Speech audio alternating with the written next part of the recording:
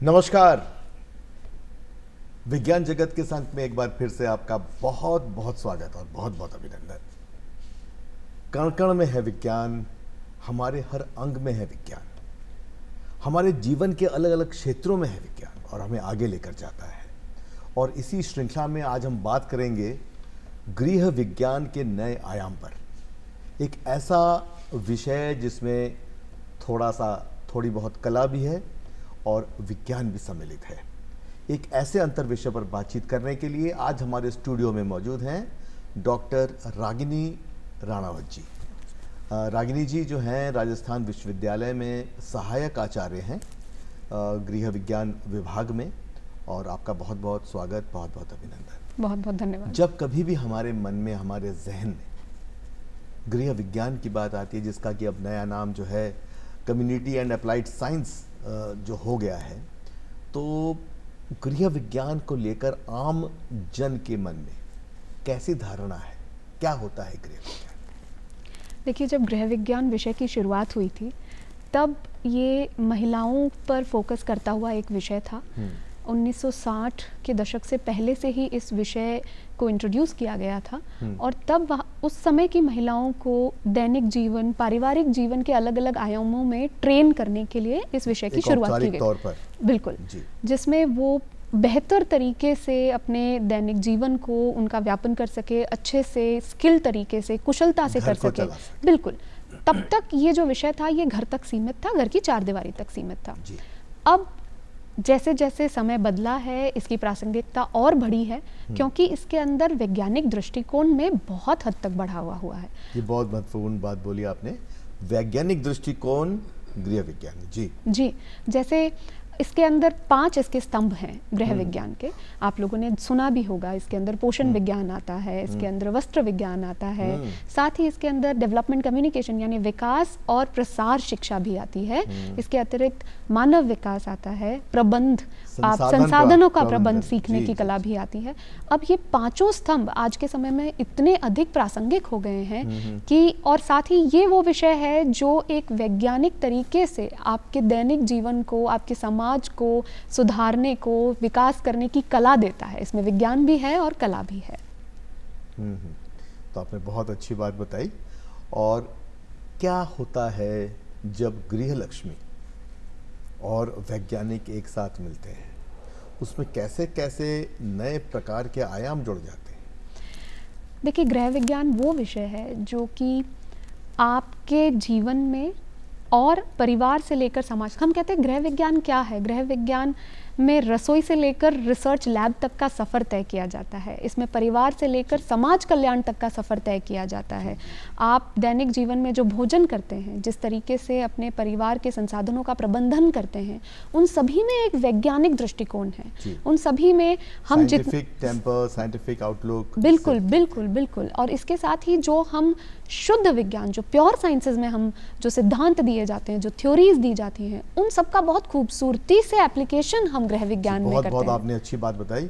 जैसा कि मैडम ने बताया हमको कि गृह विज्ञान एक अंतर विषय है, एक ऐसा विषय है जिसके अंदर आर्ट्स का भी समावेश है, विज्ञान का भी समावेश है, जिसके अंदर हम लोग फैब्रिक, टेक्सटाइल के बारे में पढ़ते हैं, हम लोग पढ़ते हैं ह्यूमन डेवलपमेंट के बारे में पढ़ते हैं, हम लोग इस पर जो है अन्य विषय जैसे संसाधन मैनेजमेंट की बात करते हैं, कम्युनिटी एक्सटेंशन की बात करते हैं, फूड एंड न्यूट्रिशन की बात करते हैं। तो इसके अंदर जो फूड एंड न्यूट्रिशन वाला जो विषय है, क्योंकि आपकी विशेषज्ञता इसमें है, तो फूड एंड न्यूट्रिशन कितना जो है वैज्ञानिक पद्धतियों पर आधारित है और किस तरह से हमारे जीवन को प्रभावित करता है?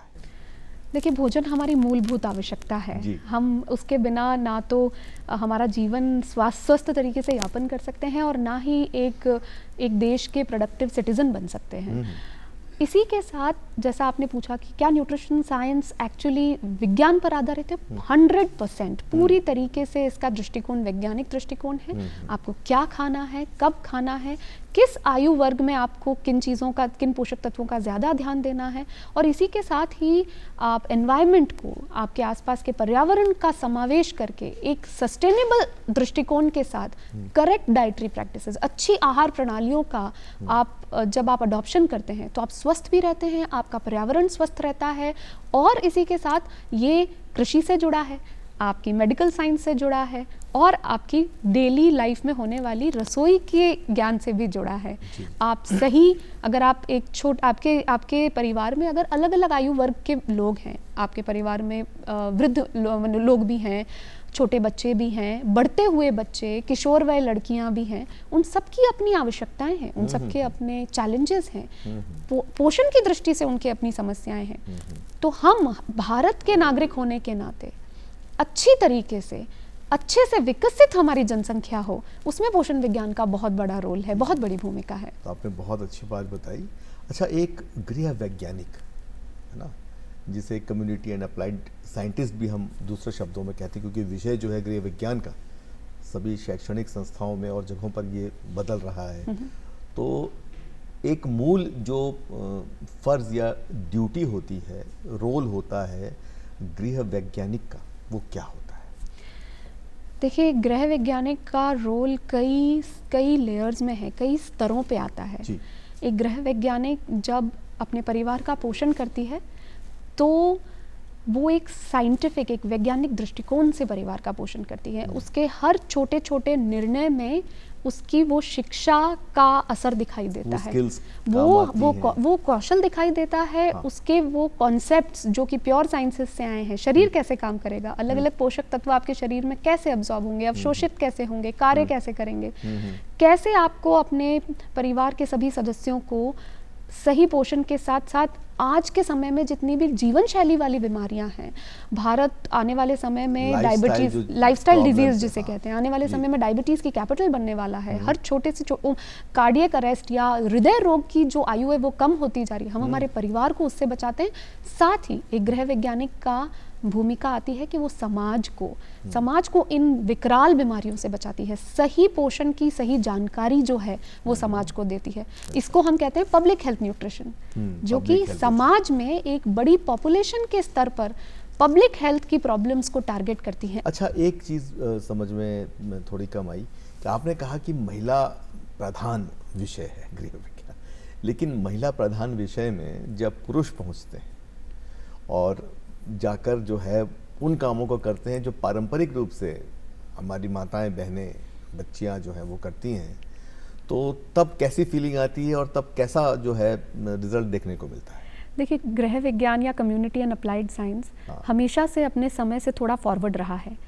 ये वो विषय था जिसने महिलाओं को अपने घर से बाहर निकाला और उन्हें कुशल बनाने का एक बीड़ा उठाया कि आज से 50-60 साल पहले परिवार की महिलाओं को बाहर निकाला और कहा ये काम कुशलता से किया जा सकता है और बेहतर किया जा सकता है। आज भी जब हम कहते हैं कि अब समय बदल गया है, अब कोई फर्क नहीं रह जाता कि परिवार का भरण पोषण महिला करेगी अथवा पुरुष करेगा। बच्चे की देखरेख एक पुरुष भी करता है, बिल्कुल। एक रसोई में एक पुरुष भी उतना ही हाथ बढ़ाता है और महिला बाहर जाकर आर्थिक रूप से परिवार को उतना ही सुदृढ़ करती है।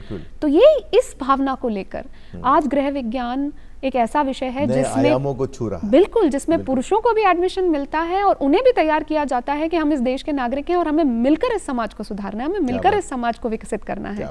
इसलिए हम जितने भी कॉन्सेप्ट्स हैं परिवार को लेकर, समाज कल्याण को लेकर, वो हम महिला और पुरुष दोनों को इम्पैक्ट करते हैं। जी, बहुत अच्छी बात आपने बताई। अच्छा, गृह विज्ञान की जब बात करते हैं, अप्लाइड गृह विज्ञान की ना, उसका अनुप्रयोग की बात करते हैं, तो ग्रामीण अंचल के अंदर लोगों का क्या रवैया है गृह विज्ञान के प्रति, टुवर्ड्स जैसे sanitation, towards public health, towards personal health भी है, उनका खान पान, उनकी लाइफस्टाइल वो रफ एंड टफ होते हैं और बहुत ही उनकी फिक्स जो है डाइटरी हैबिट्स होती हैं। और शहरी क्षेत्रों में क्योंकि आमतौर पे जैसे हम सुनते हैं होम साइंस, अच्छा लेडीज़ का फील्ड है होम साइंस, अब इसको चेंज किया, आपने बता रहे हैं कि कम्युनिटी अप्लाइड साइंस हो गया तो उससे काफ़ी फ़र्क पड़ेगा। लेकिन दोनों के रवैये में आप तो, क्योंकि पहले जो है काफ़ी आपने यात्राएं की हैं ग्रामीण अंचल में और आप किसानों से मिली हैं, ग्रामीण लोगों से मिली हैं, तो किस प्रकार की आपकी अनुभूति रही इसमें? देखिए, मेरे साथ एक अच्छी चीज़ ये रही कि मैंने अपने करियर की शुरुआत पहले ग्रामीण क्षेत्र में की। वहाँ पर जब मैंने आदिवासी इलाकों में कार्य किया तो मैंने पाया कि गृह विज्ञान जैसे विषय की प्रासंगिकता वहाँ खूब ज़्यादा, बहुत ज़्यादा है। क्यों ज़्यादा है? वहाँ पर मैं जब एक होम साइंटिस्ट के रूप में गई ग्रामीण क्षेत्र में, तो वहाँ महिलाओं को एक ऐसी महिला जाकर अपने बात बताती है, उनको उनकी समस्याओं से अवगत कराती है और उनकी समस्याओं का सल्यूशन देती है जिनसे वो रिलेट कर सकते हैं।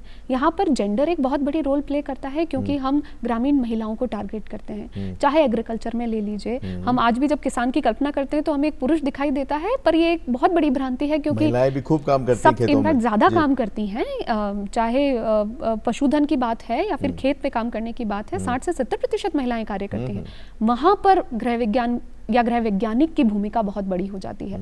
नाम चेंज करने के पीछे ये सिर्फ एक नाम का बदलाव नहीं था, ये दृष्टिकोण के बदलाव की बात है कि अब हम सीधा सीधा ये बात बता रहे हैं कि हम कम्युनिटी को के लिए कार्य करते हैं और प्योर साइंसेस की थ्योरीज और उनके प्रिंसिपल्स को अप्लाई करके हम चीज़ें सुधारने की कोशिश कर रहे हैं। तो आपने बहुत बहुत अच्छी बात बताई।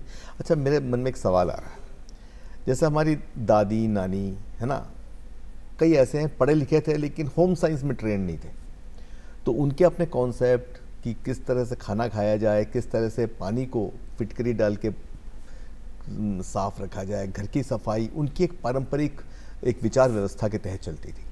और उसी के सामने मान लीजिए रागिनी जी पहुंच गई और उन्होंने उनको होम साइंस के कॉन्सेप्ट समझाए, है ना। तो ऐसी स्थिति में वो भी अपनी जगह सही है और होम साइंस भी अपनी जगह साइंटिफिक है, लॉजिकल है। तो किस प्रकार का कॉन्फ्लिक्ट आप देखती हैं और उनका रेजोल्यूशन उसका क्या है? इसमें एक अच्छी बात यह है कि होम साइंस हमेशा से बहुत समावेशी रहा है। अच्छा। होम साइंस बहुत इस चीज़ को इंक्लूसिव रहा है और वो इस चीज़ को तरहीज़ देता है, जिसे हम कहते हैं आजकल इंडियन नॉलेज सिस्टम IKS, जो कि राष्ट्रीय स्तर पर बहुत इंपॉर्टेंस अभी होल्ड कर रहा है। हमारी जो ट्रेडिशनल नॉलेज है, चाहे ट्रेडिशनल न्यूट्रिशनल सिस्टम की बात हो, ट्रेडिशनल चाइल्ड रेयरिंग प्रैक्टिसेस की बात हो या फिर गृह प्रबंधन की भी बात हो, आज हम दोबारा से वहीं पर तो आए हैं जहाँ हम मिट्टी के लेप वाले घरों की बात करते हैं, आज हम फिर से मिलेट्स की बात करते हैं, आज हम तांबे के बर्तन में पानी की बात करते हैं। होम साइंस इन सारी चीज़ों को साथ लेकर चलता है। होम साइंस अपने पुराने ट्रेडिशनल नॉलेज को साथ लेकर उसे एक नए तरीके से आने वाली जनसंख्या के सामने प्रस्तुत करने में विश्वास रखता है। क्या बात है, तो आपने बहुत बहुत अच्छी बात बताई रागिनी जी।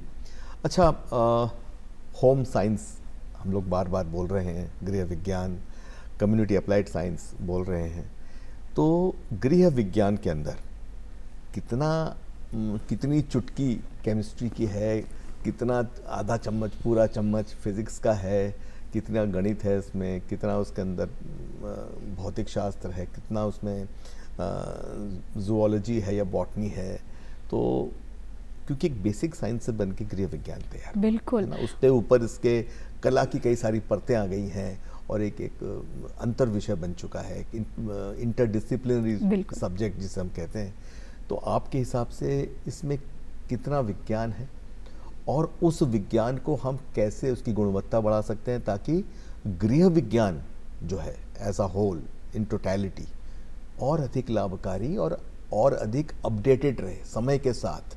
आज के समय में जब हम आर्टिफिशियल इंटेलिजेंस की बात करते हैं, जब हम लोग मशीन लर्निंग, हम लोग ऐसी टेक्नोलॉजीज़ को लाते हैं जो डिस्ट्रप्टिव टेक्नोलॉजीज़ हैं, उसमें कैसे गृह विज्ञान फिट होता है? दो पार्ट हो गए। पहला तो मैंने आपसे पूछा कि भाई कितना विज्ञान है इसमें बेसिक, और दूसरा आज के समय में गृह विज्ञान को रेस में बने रहने के लिए जो नई टेक्नोलॉजीज़ आई हैं जो सबको प्रभावित कर रही हैं, वो किस प्रकार से गृह विज्ञान उसको हैंडल करते हैं? आपके सवाल के माध्यम से मुझे भी एक मौका मिला है कि मैं गृह विज्ञान के बारे में हमारे दर्शकों को और भी अच्छे तरीके से बता सकूंगी। जहाँ तक बात प्योर साइंसेस से गृह विज्ञान के कनेक्शन की है, अगर हम उदाहरण लें जैसे रसायन शास्त्र या फिर हमारा केमिस्ट्री जो है, गृह विज्ञान के जो हमारे विद्यार्थी हैं वो बायोकेमिस्ट्री पढ़ते हैं, वो ये समझते हैं कि शरीर में कैसी क्रियाएं होती है जब एक कार्बोहाइड्रेट खाया जाए, भोजन खाया जाए, फिर वो पोषक तत्वों में तब्दील होता है, फिर उसको किस तरीके से शरीर डाइजेस्ट करता है, पाचन करता है, क्या क्रियाएं होती हैं, वो केमिस्ट्री से रिलेटेड है। भोजन के साथ आप जो अलग अलग प्रयोग करते हैं उसमें फूड केमिस्ट्री आती है। अच्छा। तो आप अगर उसके अंदर कोई एसिड डाल रहे हैं तो क्या बदलाव आएगा, हीट से क्या बदलाव आएगा, उसमें भी केमिस्ट्री है।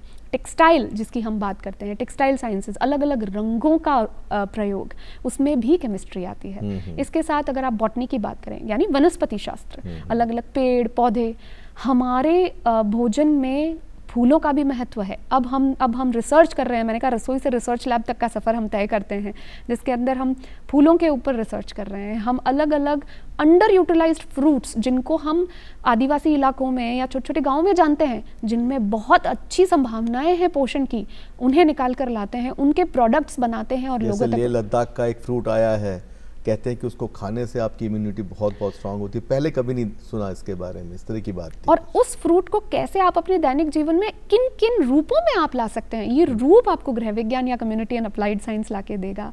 वनस्पति शास्त्र की बात हुई, जूलॉजी की बात करते हैं। जूलॉजी में जो जीवाणुओं का साइंस है, माइक्रो ऑर्गेनिजम्स, माइक्रोबायोलॉजी जिसे कहा जाता है, उसका बहुत बड़ा रोल है फूड साइंस के अंदर। उसका बहुत बड़ा रोल है आज की तारीख में टेक्सटाइल में रंगाई के अंदर भी। एंजाइमेटिक डाइंग होने लगी है अब तो, एंजाइमेटिक डाइंग होने लगी है। इसके साथ फिजिक्स, नैनो पार्टिकल्स की चर्चा होती है। अब पैकेजिंग, भोजन की पैकेजिंग इस तरीके से की जाए, एडिबल पैकेजिंग की बात हम करते हैं। तो होम साइंस बहुत आगे निकला है अपने आप को इस बदलते सिनेरियो में प्रासंगिक बनाए रखने के लिए। बहुत आपने अच्छी बात। आपका दूसरा जो सवाल था कि एआई का ज़माना है, अब होम साइंस क्योंकि अपने अप्रोच में बहुत ब्रॉड है, बहुत वृहद है, तो जब वो बात पीएचएन की करता है, जब वो बात पॉपुलेशन लेवल पे बात करता है, तो वहाँ पर अलग टेक्नोलॉजीज़ का उपयोग होता है। अलग आजकल एप्लीकेशंस आ गई हैं ऐसी जो कि आपके भोजन को ट्रैक करती हैं। ये सब बनाने वाले न्यूट्रिशनिस्ट हैं। क्या आपके गृह विज्ञान में, आपका इसलिए बोल रहा हूँ क्योंकि आप मेरा जो है प्राध्यापिका हैं, सहायक आचार्य हैं, क्या इस प्रकार के अनुप्रयोग या एप्लीकेशंस या एप्स कह लें, या इस प्रकार की चीज़ें तैयार हुई हैं? जी बिल्कुल, जो कि गृह विज्ञान को और सहज और आम जन तक पहुंचा सकता है। बदलते समय के साथ हम सभी को आगे और टेक्नोलॉजिकली साउंड होने की ज़रूरत है।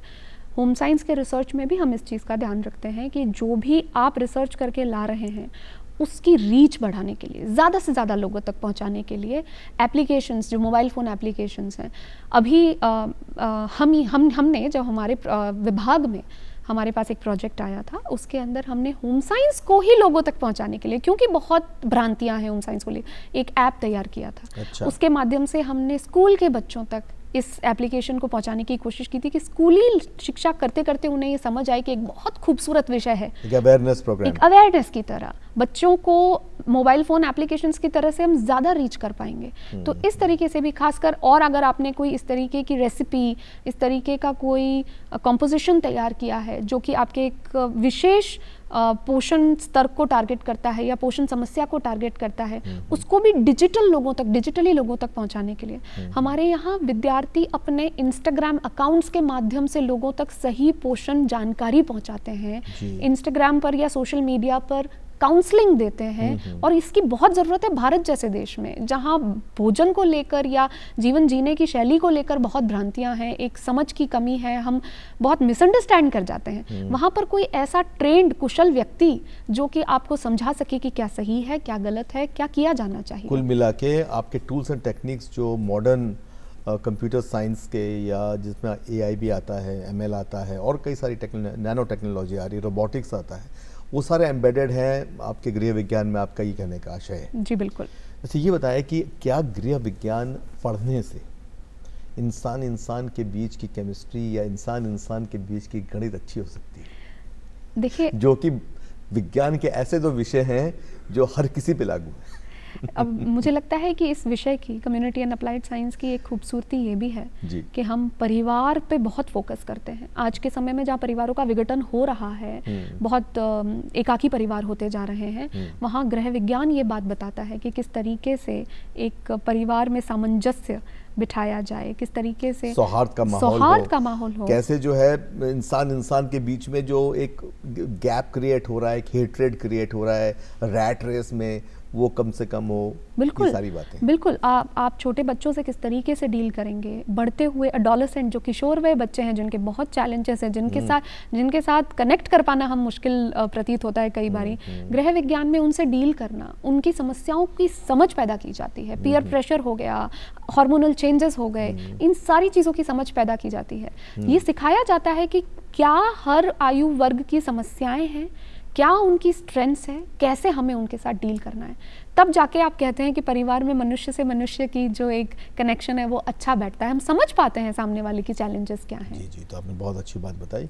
अच्छा, रिसोर्स मैनेजमेंट की बात है या कम्युनिटी एक्सटेंशन की बात है, जो कि इसके बहुत ही इम्पोर्टेंट पिलर्स हैं, और साथ ही जो है आपने कहा कि फूड एंड न्यूट्रिशन की आप एक्सपर्ट भी हैं, तो फूड एंड न्यूट्रिशन के अंदर या रिसोर्स मैनेजमेंट में या टेक्सटाइल्स में, फैब्रिक्स में या कम्युनिटी एक्सटेंशन में हमारे कई ऐसे स्टूडेंट्स हैं जो पढ़ाई कर रहे हैं, उनके लिए किस किस प्रकार के करियर ओपनिंग्स बनती हैं as far as community applied sciences concern या गृह विज्ञान के परिप्रेक्ष्य में, और वो क्या एक बेसिक कोर्स कर लें और फिर उनके एप्टीट्यूड के अनुसार वो स्पेशलाइज करें, या किन किन क्षेत्रों में जा सकते हैं, क्या गृह विज्ञान का कोर्स करने के पश्चात उनको सुपर स्पेशलाइजेशन के लिए MBA की ज़रूरत पड़ती है, या मास्टर्स या पोस्ट मास्टर्स क्वालिफिकेशन लेनी पड़ेगी, ताकि उनको एक अच्छा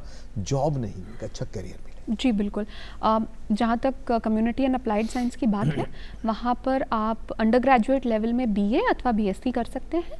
दोनों में एक बहुत फंडामेंटल डिफरेंस ये आता है, BSc साइंटिफिक तरीके से आपको उसमें साइंस ज़्यादा बड़ा रोल निभाती है, और BA में आप आर्टिस्टिक तरीके से, आर्ट्स के पर्सपेक्टिव से इसी सब्जेक्ट को पढ़ते हैं। इस सब्जेक्ट की खासियत यह है कि इतना मोल्डेबल सब्जेक्ट है कि आप आर्ट्स के दृष्टिकोण से भी पढ़ सकते हैं, साइंस के दृष्टिकोण से भी पढ़ सकते हैं। उसके बाद आप मास्टर्स करते हैं। मास्टर्स में आप इस चीज़ का चयन करते हैं कि इन जो 5 पिलर्स से आप वाकिफ़ हुए हैं अंडर ग्रेजुएट में, उसमें से आपकी रुचि किस में है। आपको अगर, जैसे मेरे केस में मुझे पोषण विज्ञान ने बहुत आकर्षित किया, तो मैं पोषण विज्ञान मैं अपनी एग्जैक्टली इसको हम फूड्स एंड ह्यूमन न्यूट्रिशन कहते हैं, फूड्स एंड ह्यूमन न्यूट्रिशन जी। तो उसमें मैंने अपना पोस्ट ग्रेजुएशन किया। उसके बाद आप अगर एक रिसर्च एप्टीट्यूड रखते हैं, आप चाहते हैं कि मुझे इस सब्जेक्ट में कुछ नया शोध करना है, तो आप PhD कर सकते हैं। इसके MPhil भी कर सकते हैं। MPhil भी कर सकते हैं। अब NEP में MPhil की जो है उपयोगिता खत्म कर दी गई है। अब हम PhD की तरफ ज़्यादा ध्यान दे रहे हैं। इसके अतिरिक्त आप चाहें तो बहुत सारे डिप्लोमास, फॉर एग्जांपल आप पोषण विज्ञान में आपने मास्टर्स किया है, उसके बाद आप स्पोर्ट्स न्यूट्रिशन में चाहते हैं, आपको लगता है कि खिलाड़ियों का पोषण मेडिसिन होता है, बिल्कुल वैसे आप स्पोर्ट्स न्यूट्रिशन में चाहे तो डिप्लोमा कर सकते हैं। वो आपको एक स्पोर्ट्स न्यूट्रिशनिस्ट के रूप में आपको ट्रेन करेगा, आप खिलाड़ियों के पोषण की तरफ ध्यान दे पाएंगे। इसके अलावा आप क्लिनिकल न्यूट्रिशन में जा सकते हैं, जो कि व्यक्ति विशेष की बीमारियों को हॉस्पिटल्स में जिनका बहुत ज़्यादा ज़रूरत पड़ती है। इसके अलावा आप पब्लिक हेल्थ न्यूट्रिशन में जा सकते हैं, उसका डिप्लोमा अलग होता है, जिसमें आप NGOs में काम करते हैं या बहुत बड़ी बड़ी ऑर्गेनाइजेशंस जैसे यूनिसेफ, आप उसके साथ जुड़कर अपना कार्य कर सकते हैं, क्योंकि काफ़ी सारे क्षेत्रों में उनका बहुत सारे क्षेत्र एग्जैक्टली। और इसी के साथ अब ये मैंने सिर्फ पोषण और मानव और पोषण की बात करी, इसके अलावा टेक्सटाइल साइंस में आपको इतना ट्रेन कर दिया जाता है कि आप अपना खुद का बिजनेस स्टार्ट कर सकते हैं, अलग अलग प्रकार के बेसिक ड्रेसेस, डिज़ाइनर ड्रेसेस तक बना सकते हैं, इतनी ट्रेनिंग आपकी हो जाती है। आप चाहे तो किसी बड़े बुटीक को आप ज्वाइन करें, या फिर आप खुद जॉब गिवर बने, जो कि हमारे देश की आज बहुत बड़ी मांग है कि जॉब सीकर नहीं, जॉब गिवर बने। होम साइंस वो सब्जेक्ट है जो आपको जॉब गिवर बनाता है, जो आपको दूसरे लोगों को नौकरी देने जितना सक्षम बनाता है। जी जी। डेवलपमेंट कम्युनिकेशन की बहुत बड़ी मांग है। भारत गाँव का देश है, गाँव तक जाके सही जानकारी पहुंचाना हमारे लिए हमेशा से बहुत इंपॉर्टेंट रहेगा। डेवलपमेंट कम्युनिकेशन ये सिखाता है कि कैसे आप गाँव में जाकर अच्छे से अच्छे तरीके से जैसा व्यक्ति है, चाहे वो मेल है, फीमेल है, कितना पढ़ा लिखा है, क्या सोच रखता है, उस तक पहुंचना कैसे, उसे कन्विंस कैसे करना, उसमें व्यावहारिक बदलाव कैसे लाना, कम्युनिकेट कैसे करना। बिल्कुल। और ये सारे जितने भी हमारे गांव में कार्यरत ऑर्गेनाइजेशंस हैं उनमें डेवलपमेंट कम्युनिकेशन के विद्यार्थियों की बहुत मांग रहती है। बहुत अच्छी बात आपने बताई है। राजस्थान के परिप्रेक्ष्य में बात करें, आपने कहा था कि सस्टेनेबल डेवलपमेंट में जो है गृह विज्ञान का बड़ा अहम जो इसकी भूमिका है, और विकसित भारत जो है 2047 में हमारे माननीय प्रधानमंत्री जी का एक बहुत ही सुंदर सा सपना है। तो एक तो अभी तक इतने सालों के बाद राजस्थान में अगर पर्टिकुलरली गृह विज्ञान की बात करें तो कितना प्रभाव, कितना एजेंट ऑफ चेंज बन के गृह विज्ञान उभर के आया है, चाहे वो ग्रामीण अंचल हो चाहे शहरी अंचल।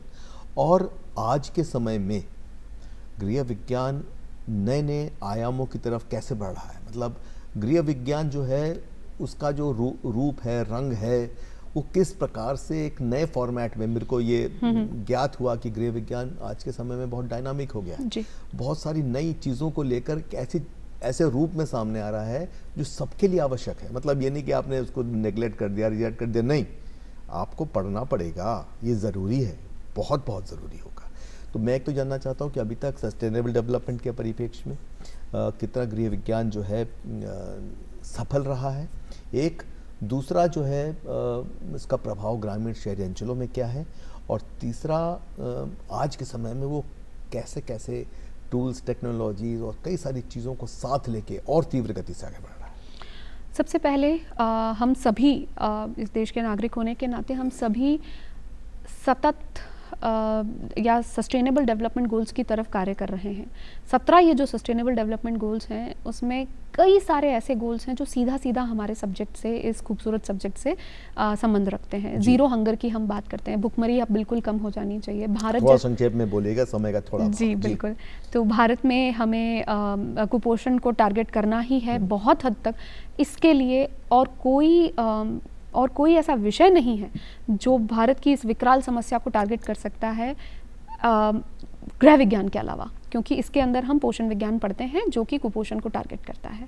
किसी भी किस्म का कुपोषण हो, चाहे अति हो अथवा कमी हो। इसके अलावा आप जो चाहे हेल्थ एंड हाइजीन की बात करें, सफाई की बात करें, जितने भी सारे ये गोल्स हैं, इन सब में गृह विज्ञान के विद्यार्थी, महिला बाल विकास, हम महिला सशक्तिकरण की दृष्टि में गृह विज्ञान दशकों से कार्य कर रहा है। दशकों से जहाँ महिलाओं को आर्थिक सुरक्षा देना है, पोषण दृष्टि से सुरक्षा देना है, और अब तो पुरुषों को भी, तो हम सबको साथ लेकर आगे चलने में विश्वास रख रहे हैं। बहुत बढ़िया, आपने बहुत अच्छा बताया। चलते चलते रागिनी जी, क्या संदेश आप देना चाहेंगे हमारे दर्शकों को? देखिए, गृह विज्ञान संक्षेप में बताइए। बिल्कुल, और कम्युनिटी एंड अप्लाइड साइंस के विद्यार्थी होने के नाते मैं सिर्फ इतना कहना चाहूँगी कि ये वो विषय है जो समाज, विज्ञान और हम सबको साथ लेकर चलता है, व्यवहार में बदलाव लाने की कोशिश करता है, और देश के अपने जीवन का अभिन्न अंग बनाएं और देश के विकास में योगदान दें। बहुत बहुत आपने अच्छी अच्छी बातें बताई, मन कर रहा है आपसे और बातें करें, लेकिन समय का अभाव है। तो डॉक्टर रागिनी राणावत जी आज हमारे स्टूडियो में आई और उन्होंने बहुत बहुत अच्छी अच्छी बातें हमसे शेयर करी। आपका बहुत बहुत आभार। गृह विज्ञान के नए आयाम सचमुच जो है बहुत आश्चर्यजनक है। इसमें जो काम होता है वो हमारे व्यक्तित्व विकास के लिए, हमारे मानसिक विकास के लिए, हमारे बच्चों को आगे ले जाने के लिए बहुत आवश्यक है। आप भी किसी ना किसी रूप में विज्ञान से जुड़े हैं, तो विज्ञान से जुड़ने के साथ साथ गृह विज्ञान को भी अपने जीवन का अभिन्न अंग बनाएं और आगे बढ़ें। प्रसन्न रहें, मुस्कुराते रहें, स्वस्थ रहें। इन्हीं शुभकामनाओं के साथ नमस्कार।